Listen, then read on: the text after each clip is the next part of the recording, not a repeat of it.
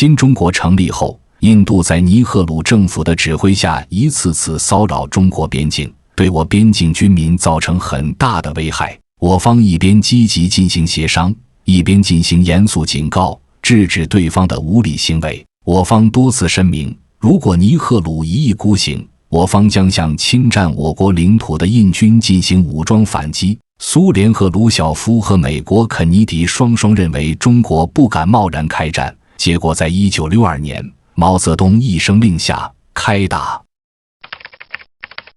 1962年10月17日，毛泽东在会议上做出了对印度实施自卫反击作战的决策，中印开始在边境交火。这不是中国政府的冲动决定，而是忍耐许久之后不得不做出的反击行为。中国在忍受印度于边境地区长达大约10年的骚扰之后，终于做出了反击。虽然之前我方也进行过多次警告，还在多次外交活动中公开警告，如果印度继续不撤出在中国边境设立的据点的话，中国将会采取强制措施。即便如此，尼赫鲁依旧盲目认为中国这是在虚张声势，继续变本加厉。当然了，也不是只有尼赫鲁一个人认为中国不会开战，苏联赫鲁晓夫和美国肯尼迪都认为中国不会开战。关于中国和印度在边界问题上的冲突，国际社会的态度出现了一边倒，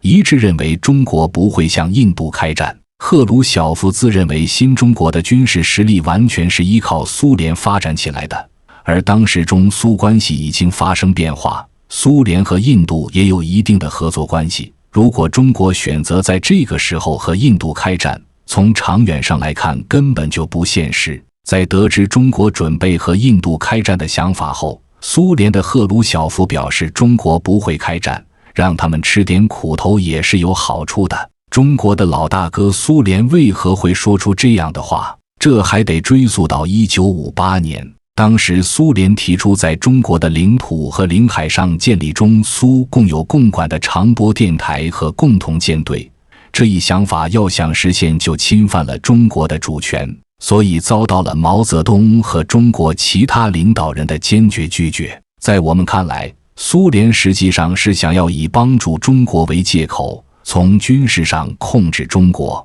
这种事我们坚决不干。从这时候开始，苏联和中国交恶。当然了，赫鲁晓夫作为一个资深军事家，在看待战争的时候也是相对客观的。他认为中国不会对印度开战也是有原因的。当时中国刚刚结束困难时期，百废待兴，农业发展才刚刚起步。赫鲁晓夫认为中国的经济发展不足以支撑军队作战，反而还会让中国经济更差。利弊权衡来看，苏联认为中国在此时向印度开战是弊大于利的。当然了，赫鲁晓夫并不希望中国向印度开战，因为对战争进程无法预测，一旦中国全部进占印度的话，就会对苏联产生威胁，所以苏联当时也秘密对印度进行了支援。通过军事合作的方式，苏联向印度提供了战斗机、坦克、舰艇等先进的武器装备，还帮助培养印度军事人员。在经济方面，苏联向印度提供大量订单，帮助印度发展经济和基础设施。在这段时期，印度的经济和科技取得长足进步，再加上当时中国军队的发展也算不上特别好，所使用的武器装备和世界上其他国家相比还是比较落后的。苏联作为当时的世界强国，领先中国军队的装备一大截，在他们眼里，中国军队的战斗力还不算特别强的。从经济、军队等方面综合来看的话，当时中国的情况并不适合与印度开战。除了苏联，美国肯尼迪政府对中国也并不看好。当时中国多次进行声明，明确表示如果尼赫鲁一意孤行，中国将会采取必要的反抗措施。对此，美国肯尼迪政府并不看好，他们认为当时中国的实力并不允许中国与印度交火。眼见苏联和印度交好，正处在冷战时期的美国也不甘示弱，开始主动改善和印度的关系。1959年8月25日，在中印边界东段马吉敦南端，一股侵入马吉敦寺南侧地带的印度武装部队突然向驻在马吉敦寺的中国边防部队猛烈开火，中国边防部队被迫还击，后称作郎酒事件。苏联赫鲁晓夫政府随后发表一项公开声明，对郎酒冲突表示遗憾。尼赫鲁称赞这一声明是一项非常公正的、不寻常的声明。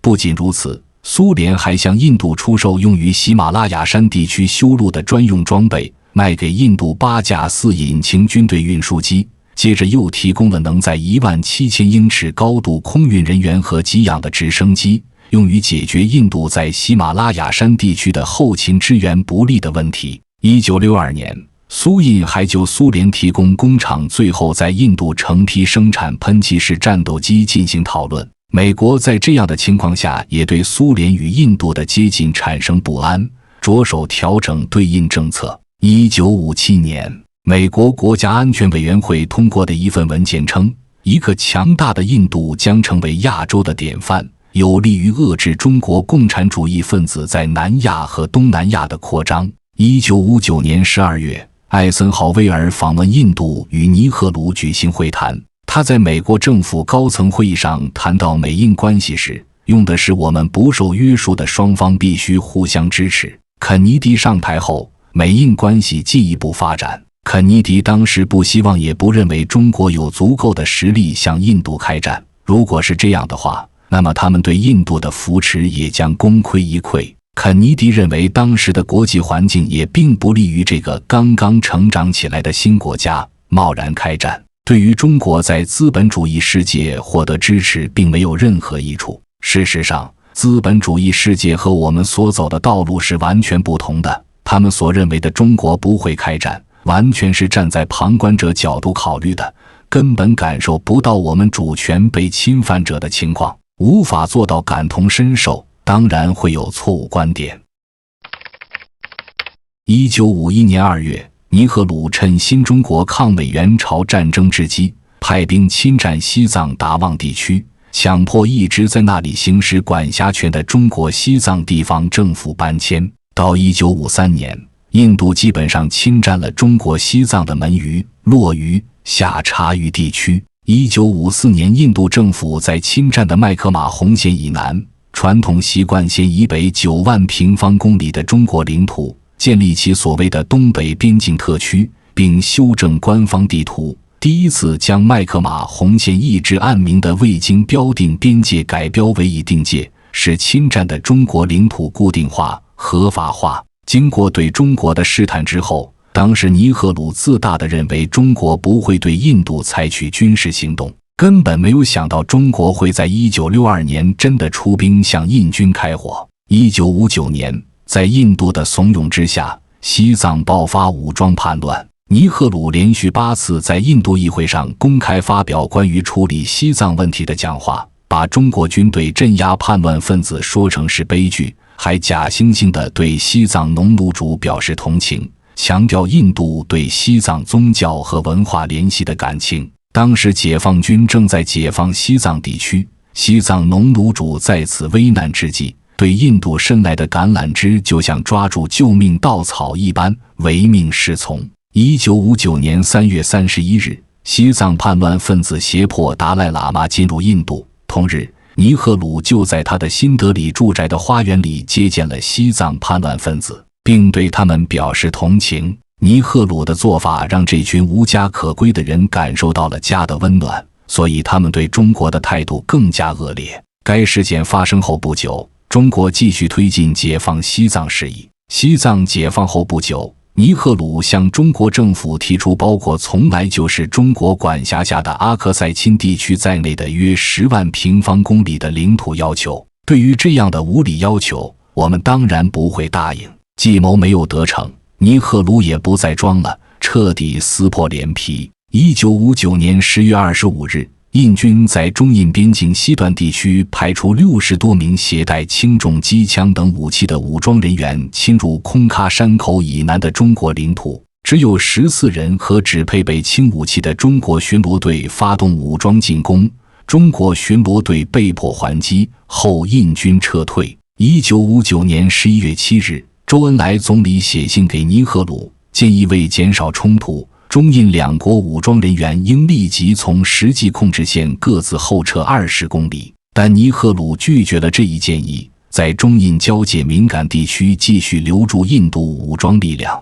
中国的忍让助长了印度政府的嚣张气焰。尼赫鲁错误预判了中国，他们一方面认为中国刚经历3年自然灾害，赫鲁晓夫又撤走了在华的苏联专家，中断了对中国的援助，又通过西藏间谍得知解放军西藏边防部队的给养较差，战士营养不足，后勤调动困难等问题，再加上1960年4月19日，中国外交代表周总理亲赴新德里与尼赫鲁举行会谈，以求解决双方边界冲突。协商失败之后，中国并未采取强制措施。尼赫鲁认为中国的军力是不行的，印度士兵对中国士兵族可以以一当10，后改为以一当6。在这一错误判断的影响之下，印军在中印边界地区推行前进政策。1961年7月6日，印度在西段所侵占的巴里加斯设立新的哨所，并派出巡逻队。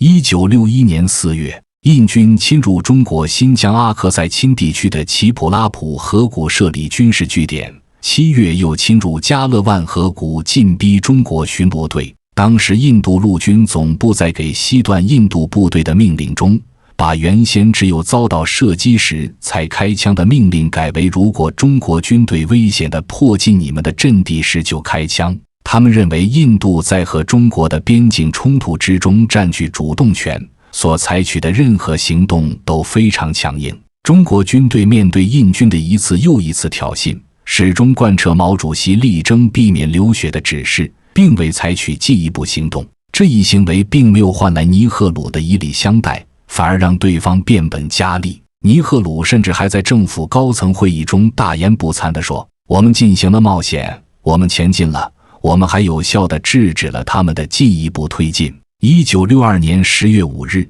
印度成立一个专门对付中国的新军团。12日，尼赫鲁公然宣称要对中国边境动武，要把中国军队从他所谓的遭到入侵的地区清除掉。但事实却是，中国不是尼赫鲁所想的纸老虎，在1962年果断出兵反击。最后的结果证明，犯我中华者，虽远必诛。印度尼赫鲁的前进政策最后打成了首都保卫战。事实上，中国军队的自卫反击作战，其目的主要是惩罚，既然目的已经达到，自然撤军退回到传统边界线以内。由此，在11月21日中方宣布停火，并将部队撤回到1959年11月时的实际控制线本侧20公里之后，打过实际控制线又撤回来，这是中共中央在反击开始时便确定的决策。在毛主席看来，对印自卫反击战不仅是一场军事上的战斗，更是一场政治上的俄战斗。军事的目的服务于政治，主要为打消掉印度的嚣张气焰。虽然这场战争仅仅打了32天，但是却让印度做了59年的噩梦，甚至尼赫鲁在死前都郁郁寡欢，死不瞑目。然而，印度与中国的边境问题并不会随着尼赫鲁的去世而消失。毛主席对中印两国的看法也十分独到，中印两国是友好的，过去如此，以后亦是如此。在毛主席看来，中印两国并未有历史仇恨，未来也不会有。所以，在作战胜利之后，毛主席及时喊了刹车，并且要求边防部队将缴获的印军武器全部擦拭干净，然后还给印度政府。另外，在对待印军俘虏方面，我国边防部队也严格执行上级优待俘虏的规定，一律不杀、不骂、不侮辱、不没收私人财物，生活上给予优待等。随着中印两国在边境问题上达成一致意见，中国政府于1963年5月下旬将印军被俘人员全部释放回国。中国政府的诚意和友好行动无疑赢得了世界各国的一致好评。虽然一开始很多人并不理解中国政府这么做的原因，毕竟在他们看来，印度人嘴服心不服，之后依然会不老实。但毛主席却认为，这次边境战会让印度老实30年。虽然之后在1967年的时候，中印之间在乃堆拉山口爆发冲突，但大的冲突基本上没有再发生过。毛主席等人从战略全局以及长远利益考虑，希望与印度化干戈为玉帛，不希望双方继续陷入战争当中，所以在胜利之后主动停火并交换武器，释放俘虏。虽然中国这么做没有感动尼赫鲁，但是在当时处境下，尼赫鲁也最终做出理智选择，没有向中国发动新的武装进攻，并宣布接受中国政府提出的停火声明。总而言之，中国从不打无把握之仗，也不会在边境打响第一枪。不过，在维护祖国领土主权问题上，中国绝不会妥协，也希望印方能够清醒地认识到，解放军仅仅1天的时间就全部化解了印度政府10年的筹划，这种降维打击值得印方铭记一生。